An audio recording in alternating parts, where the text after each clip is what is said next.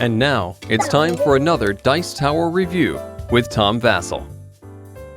Today we're taking a look at the base cards for Dominion. What I mean by this, these are cards that are coming in their own set. This is not a complete game. This is not even really an expansion. They've just reprinted the cards that came in the original set or in Intrigue, but with new artwork. But you might be wondering, is this worth getting? Are these just more cards? And that's what I thought when I first heard of it. I thought, oh, so your cards get all beat up?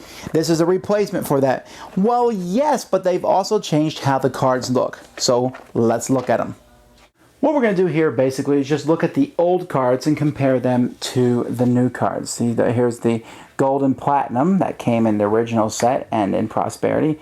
And here are the new ones. Now, here's the new trash card. I don't have the old one because I never use trash cards. Let's trash it. But here you can see the gold, the silver, the platinum, and the copper. Now, that is a huge difference here. It always annoyed me that the silver wasn't silver, that they use the same coin. But you can live with it, functionality and all that. But after you seeing these, it's amazing the difference. A gold card, when you get that, you've got gold, man. And so it's just a neat addition to the game. But look at the difference between the potions. The new potion is just really gorgeous. I really like that artwork on that. And then we have the curse. And again, that's another one. Here, before it was just this big -1. Now it has the crow. Yes, the curse. Worth -1 at the end of the game. It's just, And then the victory point cards. Now, the victory point cards are nice. And again, you look at the old ones and you think, why didn't they do that in the first place? I'll never understand why companies. But I do understand. These were functional. They worked. But now I see in a state, a duchy, a province, and a colony. That makes more sense. So you can see here the whole set of all the new cards, and plenty come so that you can play with them. And they come. And now what you can do is you can buy, in instance here, you can buy Prosperity, and you can buy the base cards, and now you have a full game of Dominion. Or you can get Hinterlands and add the base cards, and you have, again, a whole set of Dominion. So you're not stuck with buying the base set or Intrigue. You can buy Prosperity, and that's your only set. Now, I don't know if I would recommend that or if that's the best thing to do, but it is a neat addition. A neat possibility.